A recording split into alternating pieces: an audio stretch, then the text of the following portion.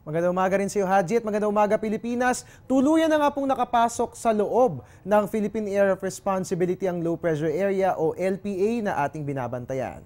As of 4 a.m., ito'y huling namataan 845 kilometers east ng Mindanao. Ito nga po yung lokasyon ng nabanggit na sama ng panahon na aking sinasabi. At ito nga po yung magdadala ng mga pag-ulan, dyan po yan sa Eastern at Central Visayas at ganun din sa buong Mindanao.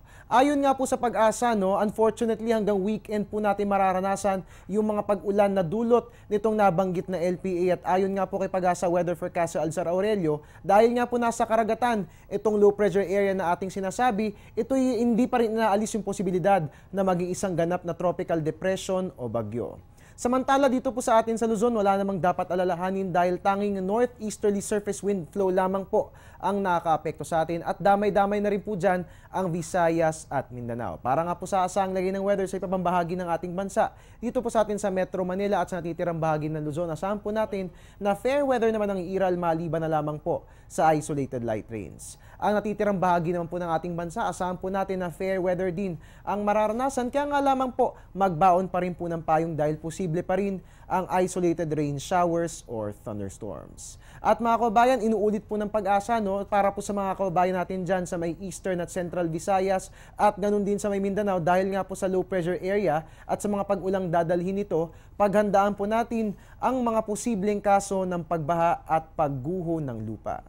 At yan nga po nga asang naging panahon ngayong araw ng Miyerkules.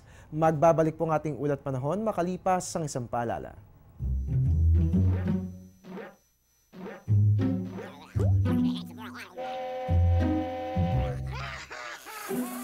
Worried kung nasaan ang package mo? Sa Air 21, worry-free! May real-time SMS updates kaya alam mong status ng padala mo every step of the way. Why worry? Pwede namang worry-free. Sa Air 21, sagot ko, padala mo. At yan po muna ang latest mula rito sa Pag-asa DOST.